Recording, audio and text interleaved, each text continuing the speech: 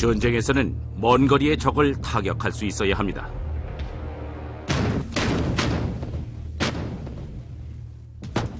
이 기본적인 필요성을 충족시키기 위해서 사령관들은 수천 년간 대포를 개발해 왔습니다.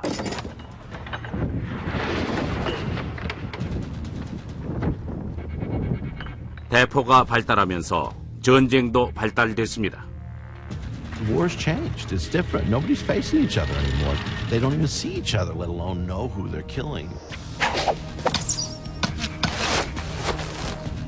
이렇게 전쟁의 화력은 과거의 활과 화살에서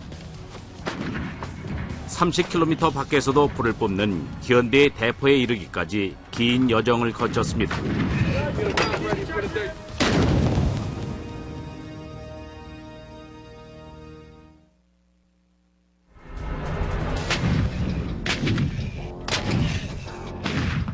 오클라호마주의 포트실에서는 미군들이 정교한 군사기술로 창조된 복잡한 장치의 사용법을 배우고 있습니다. 바로 대포입니다. 말 그대로 눈 깜짝할 사이에 가공할 위력을 발휘하는 무기죠. 이것은 M777 곡사포로 미 육군의 병기입니다. 포탄을 발사할 때 포 내부의 온도는 무려 섭씨 2500도까지 치솟습니다. 포시는 AK-47 공격용 소총의 7000배가 넘는 에너지를 수용할 수 있습니다. 발사된 포탄의 속도는 보잉 747기보다 3배나 빠르죠. 현대식 대포의 핵심 요소와 대포를 사용하는 방법은 수세기 동안 시행착오를 거치며 발전했습니다.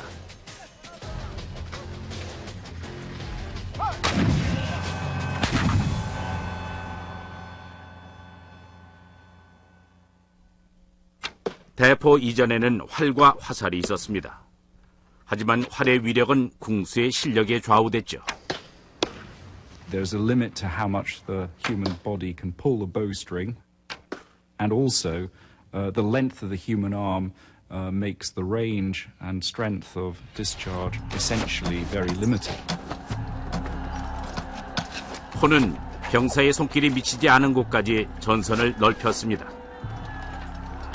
이런 대포의 발전은 사정거리를 늘리기 위한 끊임없는 도전의 결과였습니다.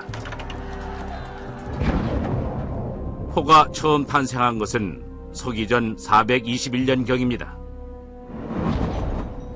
이탈리아 남부에서 고대 그리스군은 이탈리아의 한 부족을 상대로 신무기를 시험했습니다. 이것이 서양 전쟁사에서 최초로 등장한 대포일 겁니다.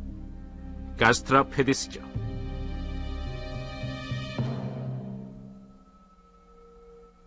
가스트라 페디스는 본질적으로 장력을 사용하는 기계 활입니다.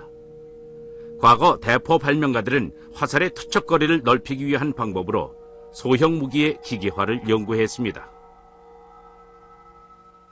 A normal bow allows you an effective range of about 150 to 200 meters, and the Gastrophetes probably increased that to about 250 meters. 사정거리의 증가는 중요합니다. 특히 상대에게 포가 없는 경우엔 더 그렇습니다. 하지만 화살보다 더 무거운 것을 쏘려면 가스트라 페디스의 힘으로는 부족했습니다.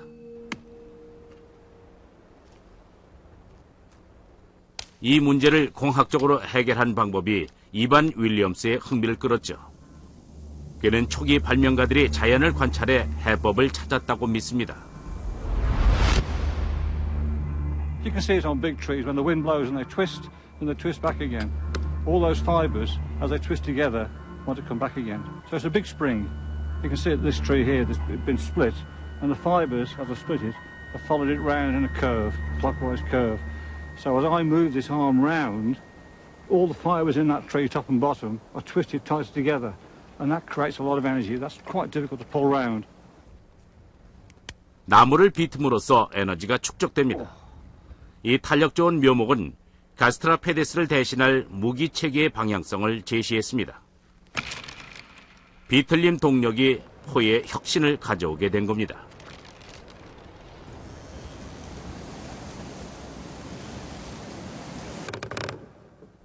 나무, 섬유, 심지어 인간의 머리카락도 밧줄이 될 수 있습니다.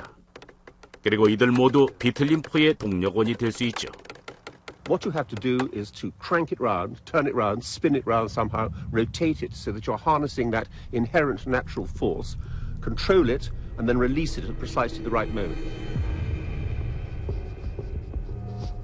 고대 그리스에서는 서기 3, 4세기 전에 다양한 종류의 비틀린 대포를 만들어 실험했습니다.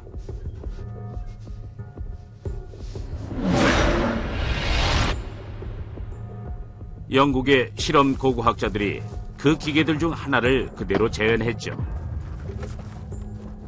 투석기라고 부르는 이 장치는 가스트라페데스보다 한 단계 높은 성능을 갖추었습니다. We want to throw heavy rocks, 30 pounds and more, 60 pounds. So to do that, a different power source is required.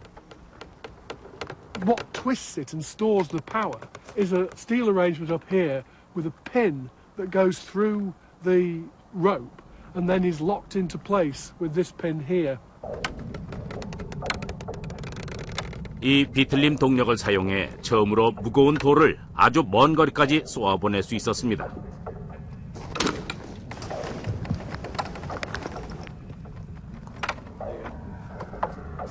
이 기술은 그리스에서 발명해냈죠. 그러나 고대 전쟁에서 포를 가장 훌륭하게 활용한 경우는 로마군이었습니다.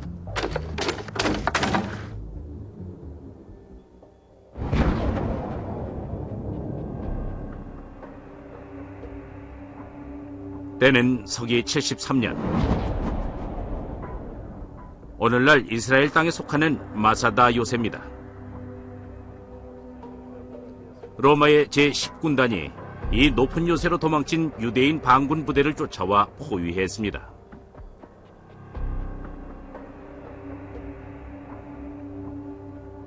사막의 지표보다 400m나 더 높은 마사다는 난공불락처럼 보입니다.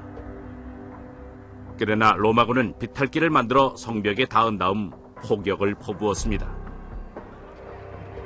로마군이 비틀린 포를 어떤 식으로 사용하느냐에 이 작전의 성패가 걸리게 됐습니다.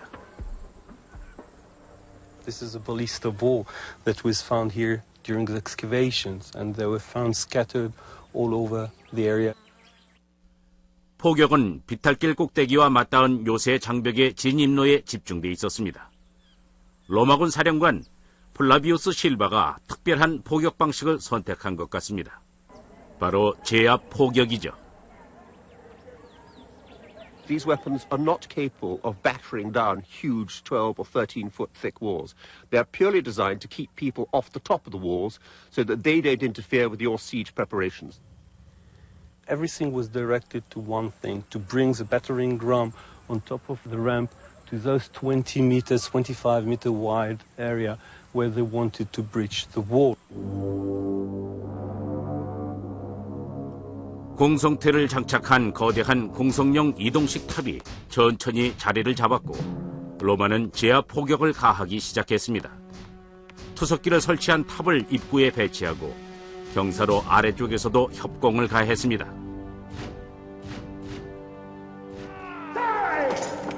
로마군은 투석기를 전술적으로 활용해 반란군을 제압할 수 있었습니다. 담장을 이용한 요새는 이런 공격에 매우 취약하니까요. 투석기는 공성전에 유용했습니다. 또한 로마 제국의 건립 과정과 수성전에서도 큰 역할을 맡게 됐죠. Technology reacts to pre-existing need. The Romans are going to be outnumbered everywhere they fight. If they're on the frontiers in Asia or Northwest Europe, the problem that they're going to face is they're going to have tribal armies that have far more combatants. You can harness technology to equal the odds so that one bolt can go through and kill 6, 7, 8, 9 people and make people so scared that they'll flee. 유대인 역사가인 조세퍼스는 투석기의 공포스러운 위력을 제일 먼저 접했습니다. 집을 나서던 임산부의 배에 포탄이 가격되자 태아가 100m 밖까지 날아가 버렸다. 투석기의 힘은 끔찍했다. Artillery in the ancient world had a shock and awe value. The very visceral effects of the impact of projectile fire had a great demoralizing effect on defenders. 포는 이제 수많은 지휘관들의 표전 병기가 됐습니다. 손으로 펼치는 백병전으로는 더 이상 승리를 담보할 수 없었죠. 직접 사람을 죽이는 일도 줄어들었습니다. 원거리 타격이 가능한 무기가 전쟁의 방식을 바꾸기 시작했습니다.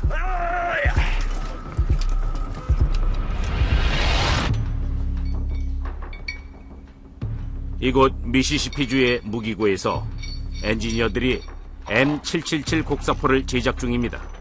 조립이 끝나면 포탄을 24km 이상 쏘아보낼 수 있는 위력을 갖춘 무기가 탄생할 겁니다.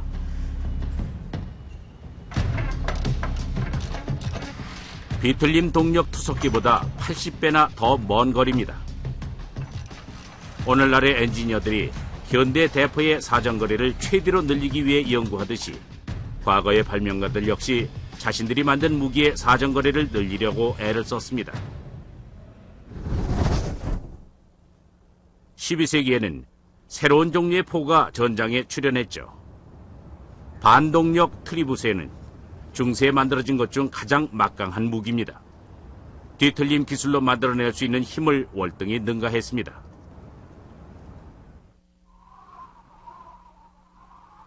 이곳은 덴마크의 팔스터 섬입니다.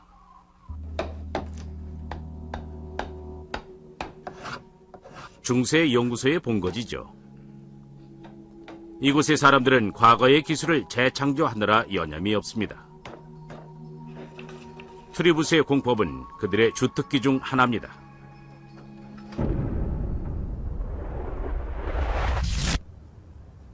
트리부스의 높이는 22m입니다.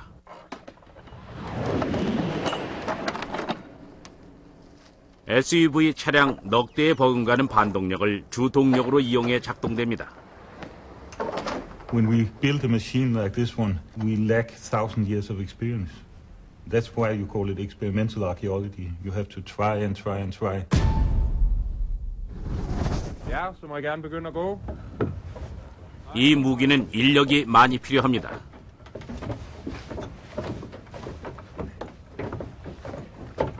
사람들이 바퀴 안에서 걸으면 밧줄이 감기고 도르래 덕분에 반동력은 서서히 상승합니다.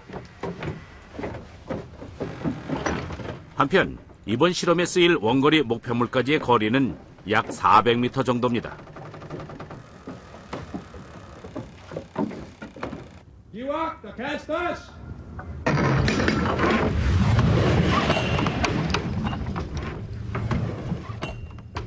발사목 끝에 매달린 끈을 사용해 15kg이나 나가는 돌덩어리를 발사합니다.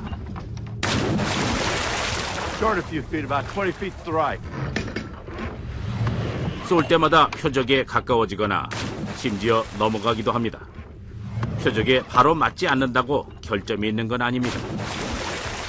중세 전투의 트리부세는 표적을 정확히 맞히기도 했지만 성벽을 넘기기도 했죠. 벽에 닿으면 부서질 만한 강도의 돌을 사용해 치명적인 파편으로 공격을 가하기도 했습니다.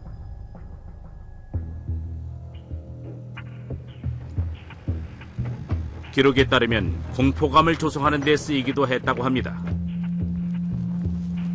We get these stories of them launching things over the walls.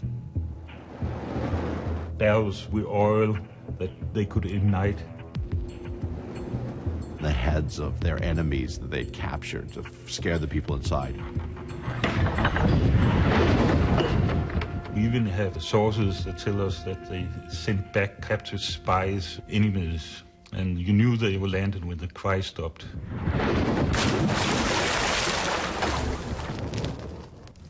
때론 트리부세의 공격 위험만으로도 전쟁의 승패가 갈렸습니다. The best siege is the one that's not fought. If you have a device that launches things over the walls and into the walls, and the sound is incredible, and fires start, and people are going to say, we've had it. We're surrendering now. It's done.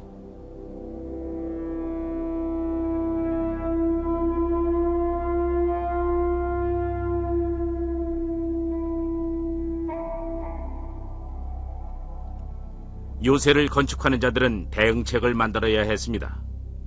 그들은 성벽의 두께를 몇 배로 늘려 겹겹이 쌓고 구조물을 중심부에 배치하는 방법을 선택했죠. 13세기에 지속된 혹독한 십자군 전쟁에서 이 성들은 트리부스의 공격을 버텨냈습니다. 공격과 반격의 전투 속에서 새 무기의 필요성도 커졌습니다.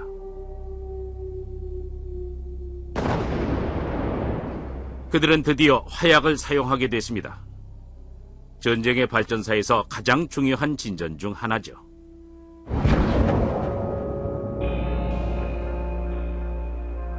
(1324년의) 프랑스, 메치시는 과거와는 전혀 다른 신무기로 무장한 영주의 공격을 받았습니다. 작은 전투였지만 역사상 가장 최초로 화약 무기가 사용된 전투였습니다. From then on, we realized that nothing's going to be the same. Gunpowder weapons of large caliber, of small caliber, big, huge guns, smaller guns will all have a great impact. And it's not long before trebuchets are gone. It's not long before archery's gone, crossbows, everything will change.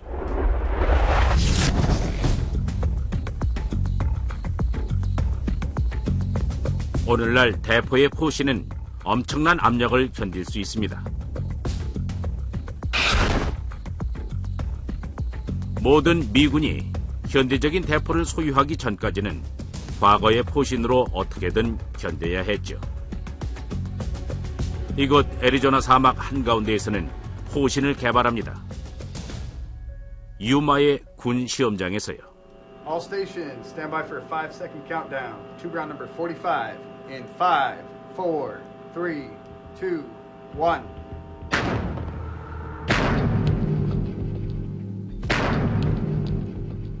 M777포의 포신은 발사 시 최대의 압력을 견딜 수 있게 디자인되었습니다.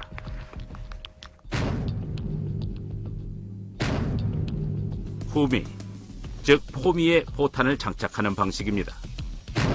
무겁고 폭발성이 강한 포탄을 엄청난 압력과 뜨거운 고온을 가해 발사하게 됩니다. 포신은 강철을 주 재료로 사용해 일체 성형 방식으로 만들었기 때문에 그 압력을 견뎌낼 수 있습니다.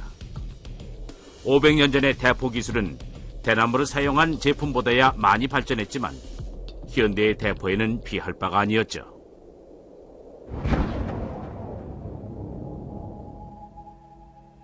(1545년 7월) 헨리 8세의 기함인 메리 로즈호가 잉글랜드 해안에서 격침됐습니다. 그 배에 대포가 발굴됐죠. What's really wonderful about this piece is because it sat on the seabed for so long, what's happened is parts of the surface are completely corroding away, revealing the structure inside. It's made of long strips of iron, which we call staves, which you can see along the top here, and they run the whole length of the barrel. And around it, they put rings and hoops of iron. 부식이 일어나 나무통과 비슷하게 생긴 건조물이 드러났습니다.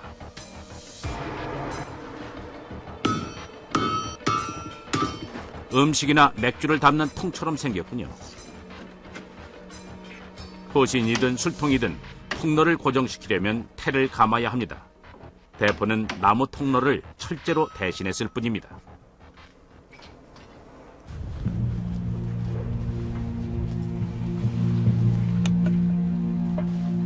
그러나 이 방식에는 약점이 잠재되어 있습니다. 이 실험 발사 장면을 보면 목재 통로 사이로 폭발가스가 새어나옵니다. 이런 결함은 태를 두른 통로 대포에서는 흔한 일이지만 재앙이 될 수도 있죠. Every shot had the potential to explode the barrel and kill all of those standing around the weapon. What you're really looking for is a material, a piece of artillery which is a very good, solid, continuous piece of metal. 이런 금속을 만들어낼 기술은 전통적인 간의 수공업 분야에서 발견할 수 있었습니다. 종 만드는 기술이죠. 런던 러프버러의 이 주물 공장에서는 용해된 청동을 거푸집에 붓는 중세 방식으로 종을 주조합니다. 14세기 유럽에서는 이 기술이 주물 포신을 만드는 데 활용됐습니다. All you've really got to do is make a different form of mold. You already have the furnace, the technology and the knowledge of bronze to do it. 15세기 중반이 되면 일체 성형 방식의 청동 대포가 만들어지게 됩니다. Gunpowder artillery has diversified, both in size and power, in purpose, in metallurgy. People are starting to understand, generals and leaders are starting to understand how valuable guns are. 1453년 콘스탄티노플, 오늘날 터키의 수도인 이스탄불입니다. 확장일로에 있던 오스크만 투르크 제국에 의해 도시가 포위되었습니다. By the beginning of the 15th century, the Ottoman Turks were actually behind in gunpowder weaponry. But by the middle of the 15th century, they're above everybody. It's as if they got this incentive to build guns and build them of enormous size. 오스만의 술탄 메흐멧 2세의 대포들이 세상에서 가장 위대한 도시의 성벽을 두들겼습니다. 이렇게 생긴 대포를 사용해서요. This great Turkish bombard was cast in 1464 for Mehmet II, the conqueror of Constantinople. This is the breech chamber which contained the gunpowder, loaded in here and held securely by a wooden plug that would be hammered in, would help to build up the pressure. Then the two halves are brought together, and with huge effort, using wooden spikes in these recesses, the barrel is screwed onto the breech. 이 사석포는 한쪽 포신의 무게만 8톤에 달합니다. So the barrel's already been screwed together. It needs to be loaded with one of these massive stone granite cannonballs weighing over 600 pounds. 약 2개월간의 공격 끝에 콘스탄티노플의 성벽 전체가 이 폭격을 견디지 못하고 무너졌습니다. 도시가 붕괴되자 전 세계의 군 지휘관들이 이곳을 주목했습니다. The fall of Constantinople was a major watershed, not only in political and economic history, but in the history of military technology, in that it showed that even the most powerful, thickest walls could be brought low by gunpowder technology. 포가 다시 한번 요새보다 우위를 점했습니다. 그러나 대포의 포신 기술은 주저 과정에서의 결점을 해소하지 못했습니다. 종처럼 주저된 포신은 태와 통롤로 가스를 막는 기존의 포신보다는 튼튼하다는 게 입증됐지만 여전히 폭발할 때가 있었습니다. Before around 1470, cannons cast in bronze were cast with the breech of the gun, the back of the gun. They were cast vertically, and the breech was at the top, and the muzzle was at the bottom. The problem was, when you poured it with the breech up, the impurities tended to gather at the top. So, of course, the impurities, the gaps, were in that part of the gun where the explosion happened. So you always had inherently weak guns. What someone realized you could do is you could turn your cannon over, and you now cast it with the muzzle up and the breech at the bottom. So the best metal, the best casting now, is at the bottom, at the back of the cannon where the gunpowder was. 대포의 안전성이 보완됐습니다. 그 사이 청동 포신 기술은 크게 비약했고 화약도 마찬가지였죠.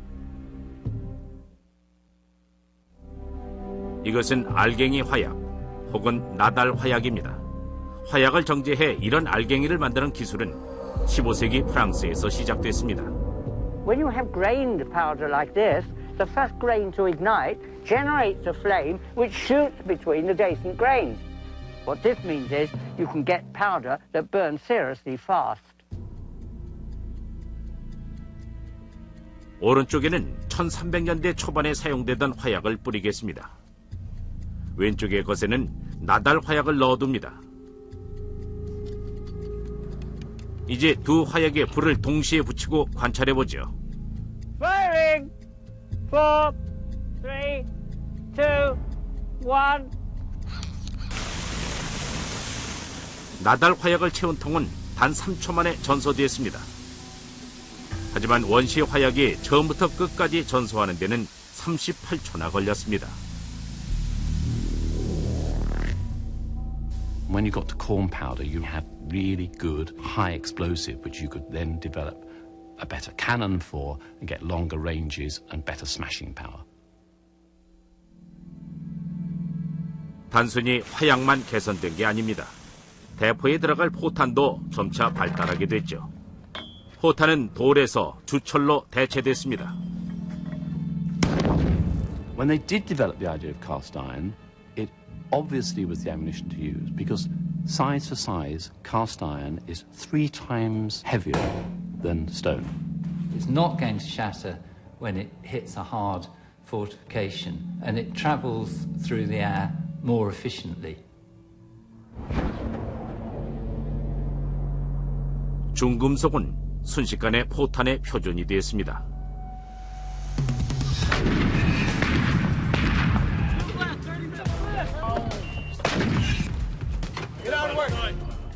표적을 맞추지 못하면 강력한 포탄도 무용지물입니다.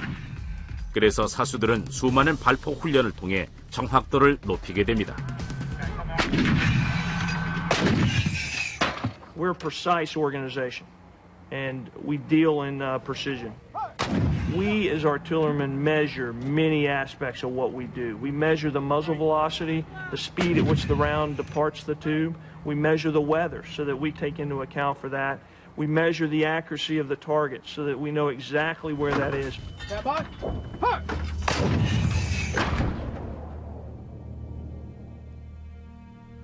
정밀함과 정확성을 추구하기 시작한 것은 16세기 무렵 로마의 이탈리아 베로나 지방이 시초입니다. 대포의 포구에 꽂혀 있는 것은 포병 4분의 1로 르네상스 과학의 산물입니다. 이 발명품은 수학 교수인 니콜라 타르타글리아의 도움으로 탄생했습니다. What Tartaglia did was he took the subject of gunnery from being a bit of a black art. He brought it into the light of Renaissance science, and he tried to see why the cannonball flew the way it did. 그는 평사탄도에서 발사한 대포를 관찰해 이론을 정립했습니다.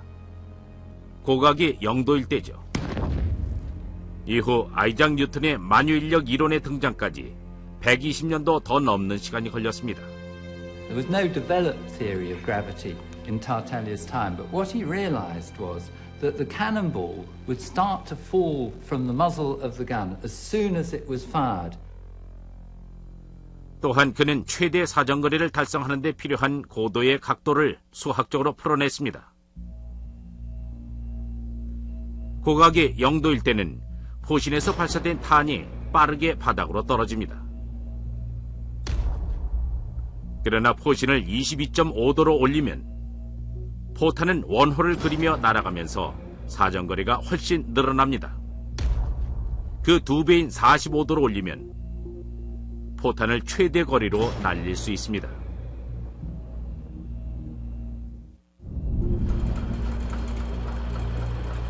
산업혁명기를 거치면서 대포는 혁신적인 다음 단계로 진입하게 됩니다.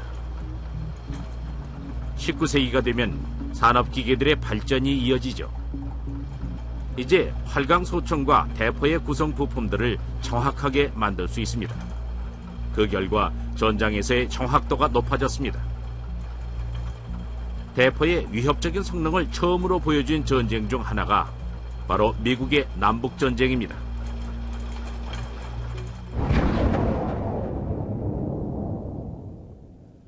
메릴랜드의 앤티텀 강입니다. 1862년 9월 이곳에서는 미군 역사상 가장 피비린내 나는 유혈 사태가 벌어졌습니다. 이날 새로운 대포에 의한 사상자는 2만 명이 넘었습니다.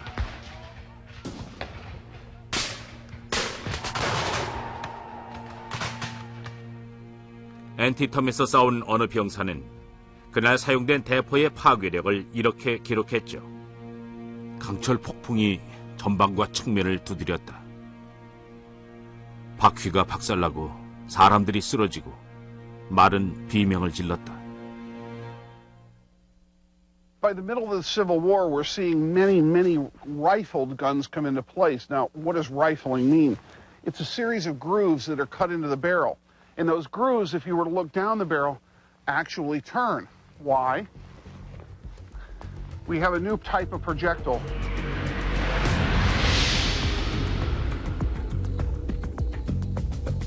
발사된 탄환을 초고속 카메라로 촬영한 영상을 보면 긴 탄환이 공중에서 어떻게 날아가는지를 잘 알 수 있습니다. 지금 이 포탄은 음속의 2.5배로 날아가는 중입니다. 강선 포신에서 발사된 포탄은 회전하면서 날아가므로 정확도가 엄청나게 높아졌습니다.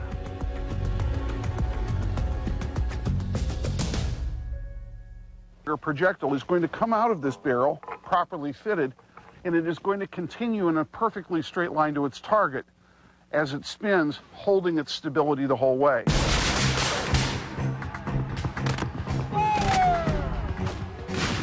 앤티텀 전투에서 강선 총포를 보유한 북군의 사정거리는 2배였습니다.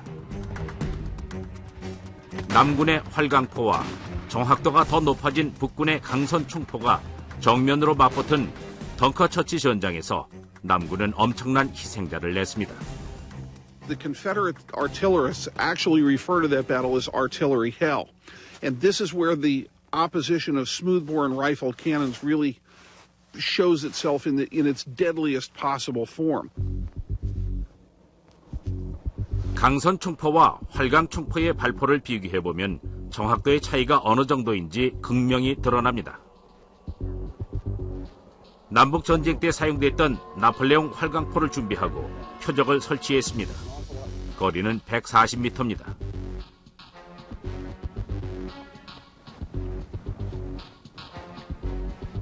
이제 이 대포의 성능을 알아보죠. Fire!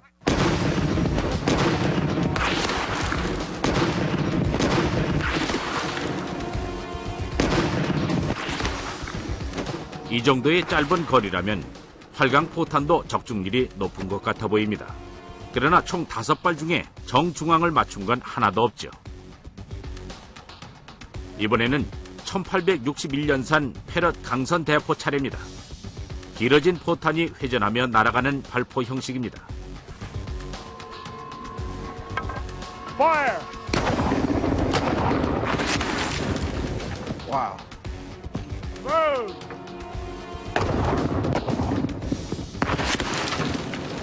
두 발밖에 쏘지 않았지만 강선포가 얼마나 우월한지 금세 알 수 있습니다. Fire!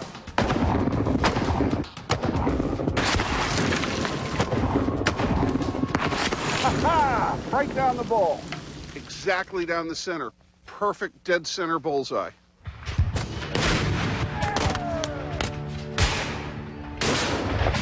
앤티텀 전투에서 강선 총포는 활강 총포보다 사정거리도 더 길고 훨씬 높은 적중률을 보였습니다.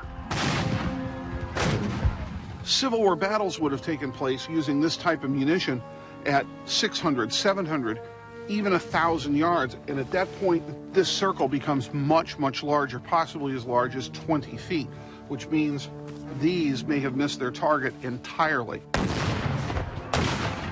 Think of it this way. You have two cannons opposing one another. One is a smoothbore, one is a rifle. They're trying to knock each other's guns off their carriages and silence that artillery piece. This gun could put that gun out of commission, and they could not return fire accurately enough to stop them.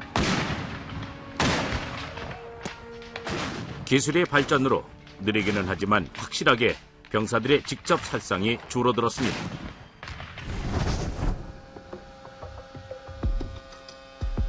대포는 오랫동안 발전돼 왔지만 그 본질은 M777포에도 고스란히 남아 있습니다. 그러나 아직 극복해야 될 장애물이 있습니다. 발사율을 높이는 방법입니다. 해답은 반동을 다루는 기술에 들어 있습니다. One, stop. Clear? 이 기계는 대포의 주퇴 복잡위를 검사하죠. One of the major problems with artillery was that every time you fired it, you'd have to put the gun back into position after firing because of the immense recoil that was produced.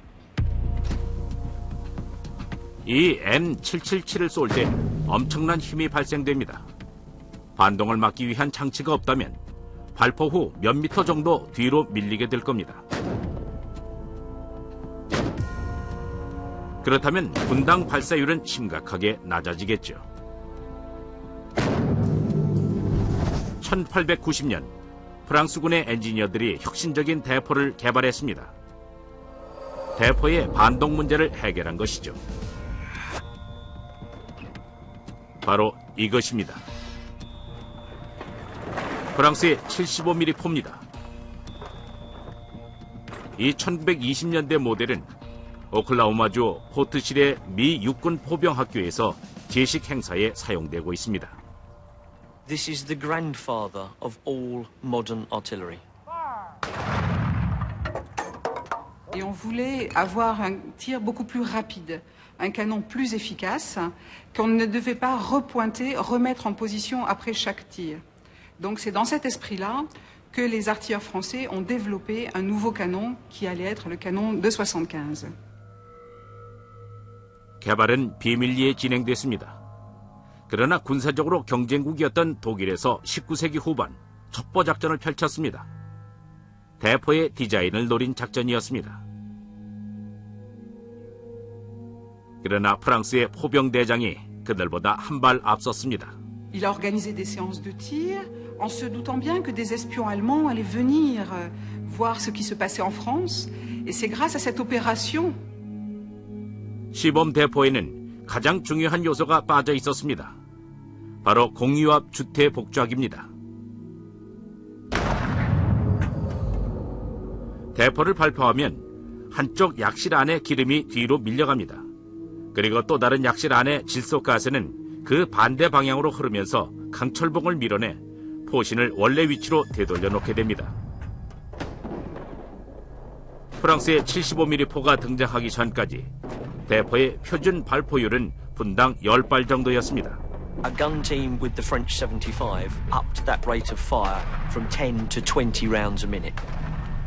It is a phenomenal gun.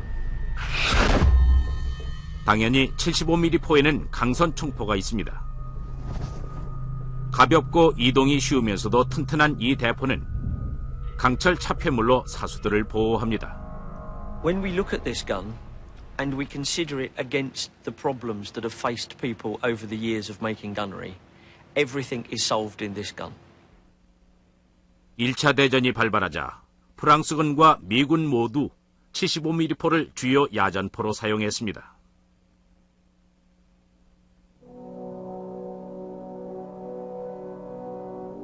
(1914년의) 프랑스 서부전선. 이전과 다른 대포의 사용법이 전쟁을 완전히 다른 양상으로 몰고 가게 됩니다. Artillery comes into its own in World War I because the pieces are finally big enough to have a real dramatic impact on the battlefield. 양측에서 참호전의 교착 상태를 해소할 수단으로 대포의 탄막을 시도했습니다. 전술로서의 탄막은 최소한 1세기 이전에 나폴레옹 전쟁 때 형성됐죠. 그러나 지금은 엄청난 수의 대포가 대량으로 밀집해 공격할 수 있습니다. 대포들은 그 어느 때보다 더 멀리 쏠 수 있고 빨라졌으며 파괴적이었습니다.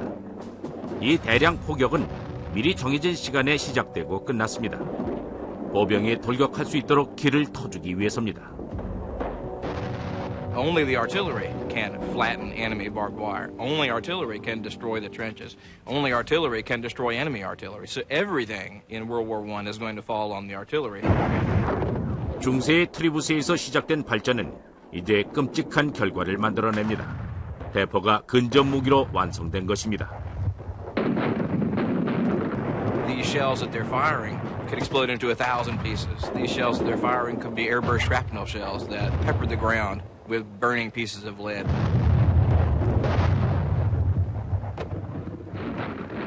Much of the killing that's done in World War I, the people doing the killing don't know who they're killing or even if they've hit anything at all, because the killing is being done from such a distance. 이제 전투는 몇 킬로미터 밖에서도 벌어질 수 있습니다. 역사상 처음으로 대포가 전쟁에서 가장 위력적인 살상 무기가 됐습니다. 중세의 전쟁과 마찬가지로 1차 대전의 장군들 역시 상대방에게 공포를 각인시키기 위해 대포를 사용했습니다.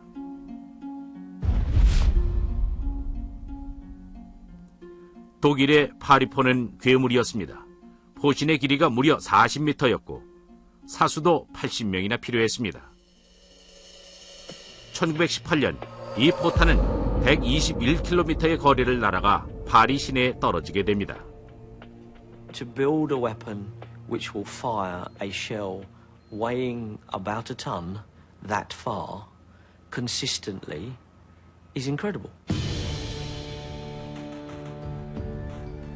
이렇게 멀리 포탄을 발사하기 위해서 독일 과학자들은 지구의 자전은 물론 둥근 지표면까지 전부 고려해야 했습니다. 그 결과 포탄의 위치가 최고점일 때는 성층권까지 다다르게 됐습니다.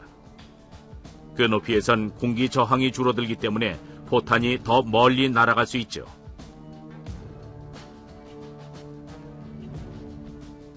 파리포의 크기는 2차 대전 때 사용된 독일군의 전자포보다 거의 2배나 컸습니다. 공포감을 조성하려는 1차 목적은 달성했지만 실제 사상자는 900명도 되지 않았습니다. In strategic terms, the Paris gun was a flop. In technical terms, it was a brilliant success. 그러나 파리포의 성능을 통해 얻은 지식은 아주 귀중했습니다. 이 지식은 1930년대 독일의 V2 로켓 프로그램에 활용됐죠. 대포의 핵심은 이제 사정거리를 최대한 늘리는 것에서 자로 잰 듯한 명중률로 옮겨갑니다. 2차 대전 중이었던 1944년 10월 필리핀의 레이테만입니다. 일본의 카미카제 특공대가 미 해군을 기습했습니다. 미국의 과학자들은 이 새로운 위협에 대응하기 위해 영리한 대포를 발명합니다. 전파 근접 신관이죠. 세계 최초의 스마트 무기입니다. Now, the way this thing works is it has a small radio transmitter and receiver built into it on one unit. And it sends out a signal, and when that signal is bounced off a solid object, a receiver will pick that up. 표적에 가까워지면 신관이 포탄의 폭발을 일으킵니다. 이 무기는 태평양 전선에 미 해군 부대에 큰 반향을 불러와 해군 함포가 수많은 적기를 격추시키는 데 일조했습니다. 전파 근접 신관은 2차 대전 이후의 무기 개발에 대변혁을 예고했습니다.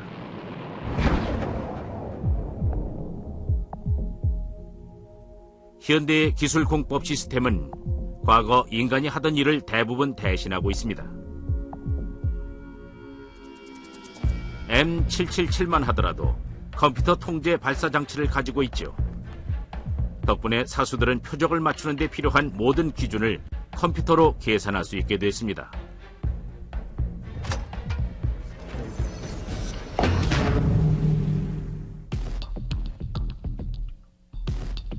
무기의 기술적인 발전은 최근 한층 더 진전된 형태로 나타났습니다.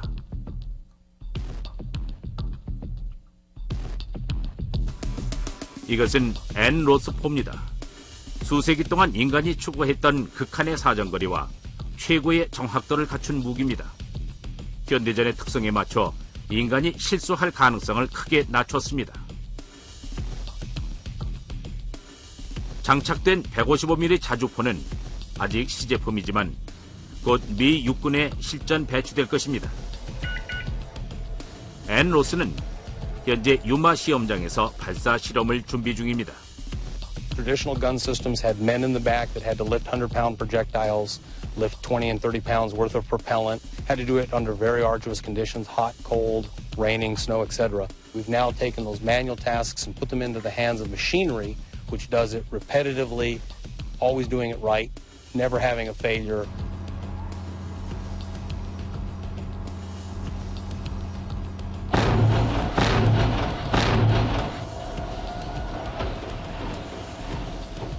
자동화는 혁신입니다. 탄약 탑재, 장전, 발포까지 이제는 모두 기계에 의해 시행됩니다. 파리포는 사수가 80명이나 됐지만 엔로스에는 2명뿐입니다. These soldiers now have the ability to fight the battle and not be fighting a machine. They're looking at what's going on around them. They're looking at what their commander's asking them to do. They're looking at the terrain. Instead of worrying about, is the next round loaded? Is the next round on board? I have a machine that does that for them. 대포는 2500년 전부터 전쟁의 일부분이었습니다. 세월이 흐르면서 포의 사정거리, 정확성, 파괴력, 그리고 기술공학적 성능이 꾸준히 발전해 최고의 경지에 달했죠. 대포의 발달은 새로운 현대전의 유형을 탄생시켰고 원거리 전투 덕에 직접적인 살상은 줄어들었습니다. 대포는 앞으로도 오랫동안 전쟁에 사용될 것입니다.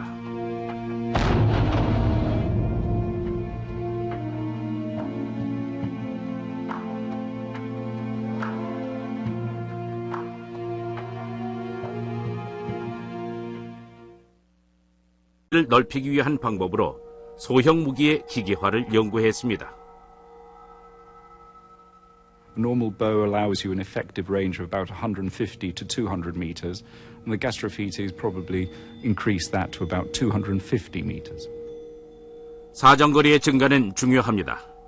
특히 상대에게 포가 없는 경우엔 더 그렇습니다. 하지만 화살보다 더 무거운 것을 쏘려면 카스트라페데스의 힘으로는 부족했습니다. 이 문제를 공학적으로 해결한 방법이 이반 윌리엄스의 흥미를 끌었죠. 그는 초기 발명가들이 자연을 관찰해 해법을 찾았다고 믿습니다. You can see it on big trees when the wind blows and they twist back again. All those fibers, as they twist together, want to come back again. So it's a big spring. You can see it, this tree here that's been split, and the fibers, as I split it, have followed it round in a curve, clockwise curve. So as I move this arm round, all the fibers in that tree, top and bottom, are twisted tight together, and that creates a lot of energy. That's quite difficult to pull round.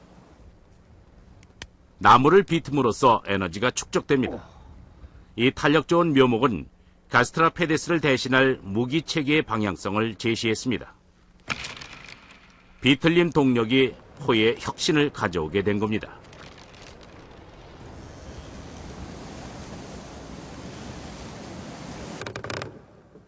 나무, 섬유, 심지어 인간의 머리카락도 밧줄이 될 수 있습니다.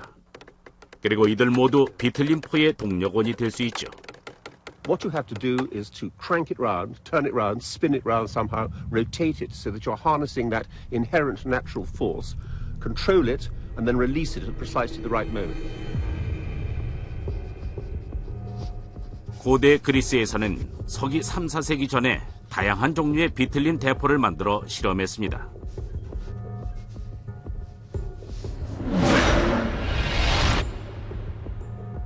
영국의 실험 고고학자들이 그 기계들 중 하나를 그대로 재현했죠.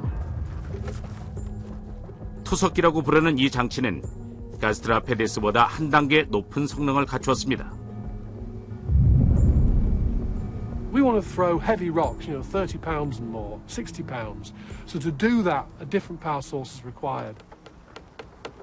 What twists it and stores the power is a steel arrangement up here with a pin that goes through the rope and then is locked into place with this pin here. 이 비틀림 동력을 사용해 처음으로 무거운 돌을 아주 먼 거리까지 쏘아보낼 수 있었습니다.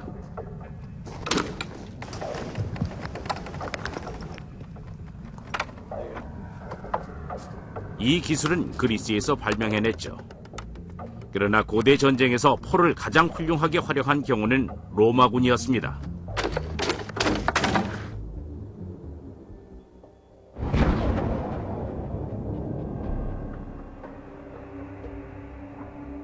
때는 서기 73년.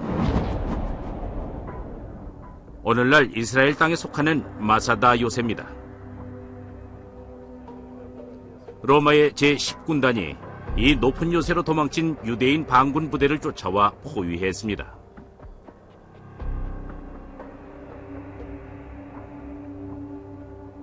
사막의 지표보다 400m나 더 높은 마사다는 난공불락처럼 보입니다. 그러나 로마군은 비탈길을 만들어 성벽에 닿은 다음 포격을 퍼부었습니다. 로마군이 비틀린 포를 어떤 식으로 사용하느냐에 이 작전의 성패가 걸리게 됐습니다. This is a ballista ball that was found here during the excavations, and they were found scattered all over the area. 포격은 비탈길 꼭대기와 맞닿은 요새 장벽의 진입로에 집중돼 있었습니다. 로마군 사령관 플라비우스 실바가 특별한 포격 방식을 선택한 것 같습니다. 바로 제압 포격이죠. These weapons are not capable of battering down huge 12 or 13-foot thick walls. They are purely designed to keep people off the top of the walls so that they don't interfere with your siege preparations.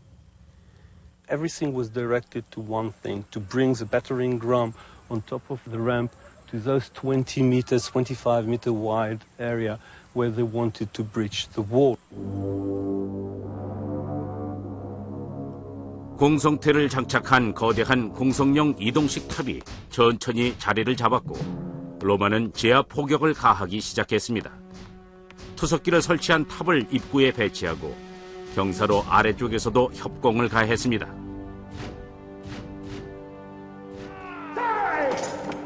로마군은 투석기를 전술적으로 활용해 반란군을 제압할 수 있었습니다. 담장을 이용한 요새는 이런 공격에 매우 취약하니까요. 투석기는 공성전에 유용했습니다. 또한 로마 제국의 건립 과정과 수성전에서도 큰 역할을 맡게 됐죠. Technology reacts to pre-existing need. The Romans are going to be outnumbered everywhere they fight. If they're on the frontiers in Asia or Northwest Europe, the problem that they're going to face is they're going to have tribal armies that have far more combatants. You can harness technology to equal the odds so that one bolt can go through and kill 6, 7, 8, 9 people and make people so scared that they'll flee. 유대인 역사가인 조세퍼스는 투석기의 공포스러운 위력을 제일 먼저 접했습니다. 집을 나서던 임산부의 배에 포탄이 가격되자 태아가 100m 밖까지 날아가 버렸다. 투석기의 힘은 끔찍했다. Artillery in the ancient world had a shock and awe value. The very visceral effects of the impact of projectile fire had a great demoralizing effect on defenders. 포는 이제 수많은 지휘관들의 표전 병기가 됐습니다. 손으로 펼치는 백병전으로는 더 이상 승리를 담보할 수 없었죠. 직접 사람을 죽이는 일도 줄어들었습니다. 원거리 타격이 가능한 무기가 전쟁의 방식을 바꾸기 시작했습니다.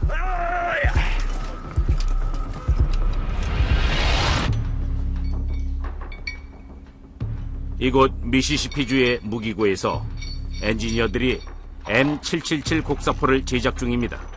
조립이 끝나면 포탄을 24km 이상 쏘아보낼 수 있는 위력을 갖춘 무기가 탄생할 겁니다.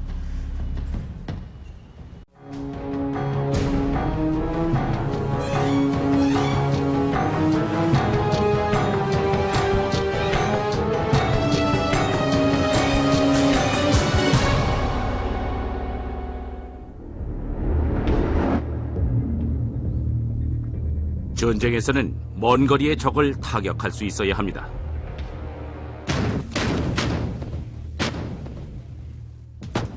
이 기본적인 필요성을 충족시키기 위해서 사령관들은 수천 년간 대포를 개발해 왔습니다.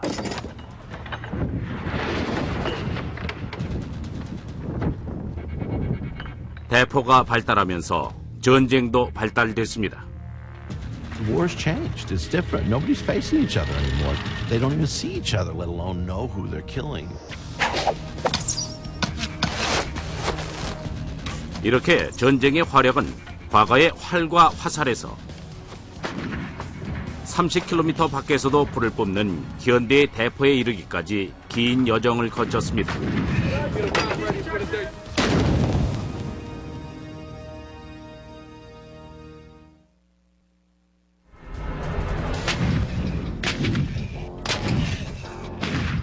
오클라호마주의 포트실에서는 미군들이 정교한 군사기술로 창조된 복잡한 장치의 사용법을 배우고 있습니다. 바로 대포입니다. 말 그대로 눈 깜짝할 사이에 가공할 위력을 발휘하는 무기죠. 이것은 M777 곡사포로 미 육군의 병기입니다. 포탄을 발사할 때 포 내부의 온도는 무려 섭씨 2500도까지 치솟습니다. 포시는 AK-47 공격용 소총의 7000배가 넘는 에너지를 수용할 수 있습니다. 발사된 포탄의 속도는 보잉 747기보다 3배나 빠르죠. 현대식 대포의 핵심 요소와 대포를 사용하는 방법은 수세기 동안 시행착오를 거치며 발전했습니다.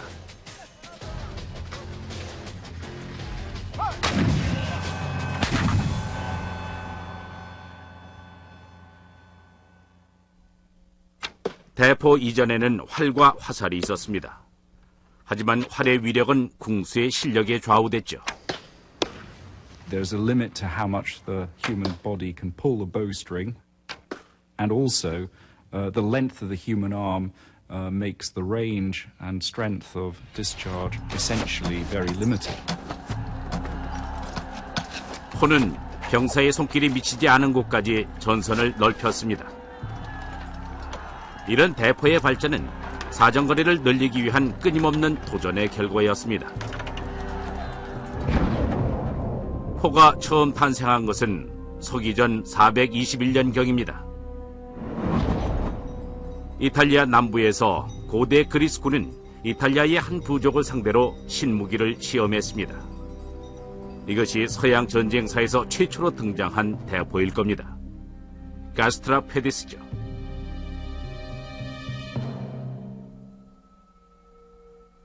가스트라 페디스는 본질적으로 장력을 사용하는 기계 활입니다. 과거 대포 발명가들은 화살의 투척거리 비틀림 동력 투석기보다 80배나 더 먼 거리입니다.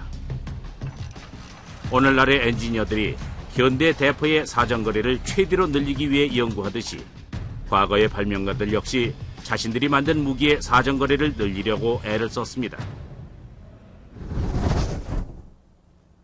12세기에는 새로운 종류의 포가 전장에 출현했죠.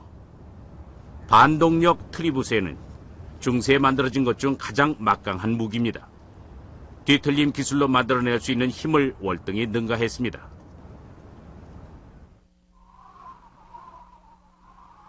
이곳은 덴마크의 팔스터 섬입니다.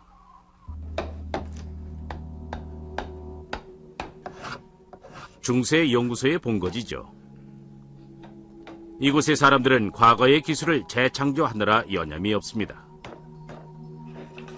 트리부스의 공법은 그들의 주특기 중 하나입니다.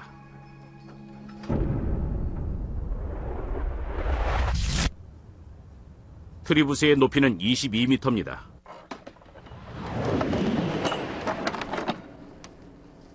SUV 차량 넉 대에 버금가는 반동력을 주동력으로 이용해 작동됩니다. When we build a machine like this one, we lack 1,000 years of experience. That's why you call it experimental archaeology. You have to try and try and try. Ja, så må jeg gerne begynde at gå. 이 무기는 인력이 많이 필요합니다.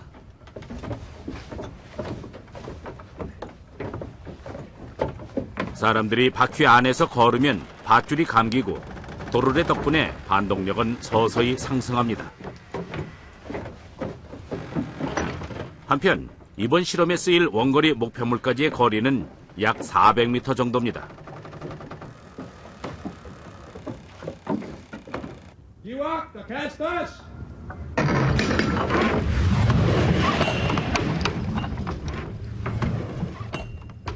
발사목 끝에 매달린 끈을 사용해 15kg이나 나가는 돌덩어리를 발사합니다.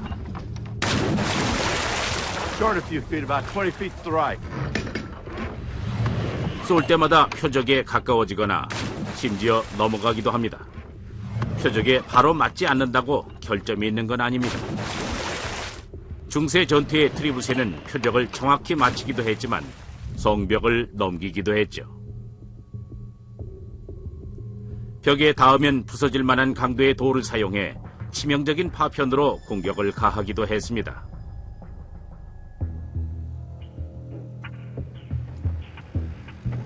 기록에 따르면 공포감을 조성하는 데 쓰이기도 했다고 합니다. We get these stories of them launching things over the walls. Barrels with oil that they could ignite. The heads of their enemies that they'd captured to scare the people inside.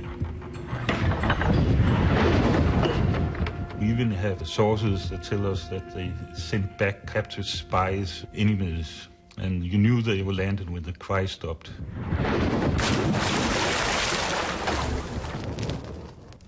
때론 트리부세의 공격 위험만으로도 전쟁의 승패가 갈렸습니다.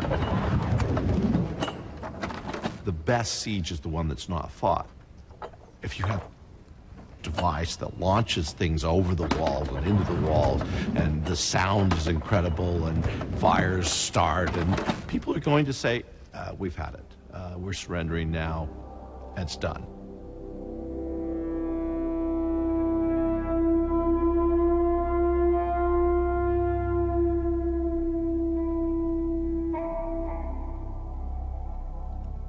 요새를 건축하는 자들은 대응책을 만들어야 했습니다. 그들은 성벽의 두께를 몇 배로 늘려 겹겹이 쌓고 구조물을 중심부에 배치하는 방법을 선택했죠. 13세기에 지속된 혹독한 십자군 전쟁에서 이 성들은 트리부세의 공격을 버텨냈습니다. 공격과 반격의 전투 속에서 새 무기의 필요성도 커졌습니다.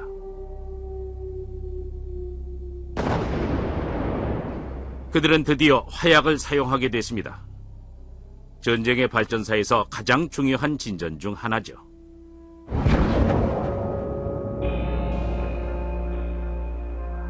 (1324년의) 프랑스, 메치시는 과거와는 전혀 다른 신무기로 무장한 영주의 공격을 받았습니다.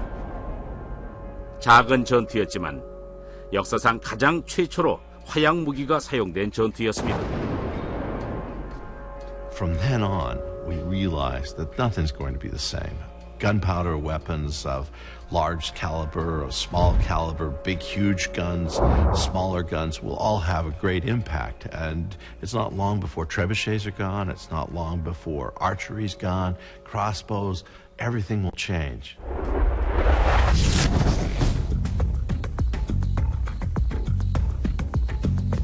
오늘날 대포의 포신은 엄청난 압력을 견딜 수 있습니다. 모든 미군이 현대적인 대포를 소유하기 전까지는 과거의 포신으로 어떻게든 견뎌야 했죠. 이곳 애리조나 사막 한가운데에서는 포신을 개발합니다. 유마의 군 시험장에서요. All stations, stand by for a 5-second countdown. To ground number 45 in 5, 4, 3, 2, 1.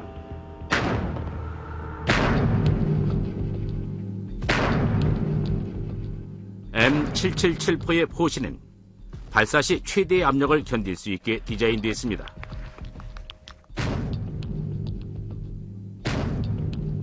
후미, 즉 포미에 포탄을 장착하는 방식입니다. 무겁고 폭발성이 강한 포탄을 엄청난 압력과 뜨거운 고온을 가해 발사하게 됩니다. 포신은 강철을 주 재료로 사용해 일체 성형 방식으로 만들었기 때문에 그 압력을 견뎌낼 수 있습니다. 500년 전의 대포 기술은 대나무를 사용한 제품보다야 많이 발전했지만 현대의 대포에는 비할 바가 아니었죠.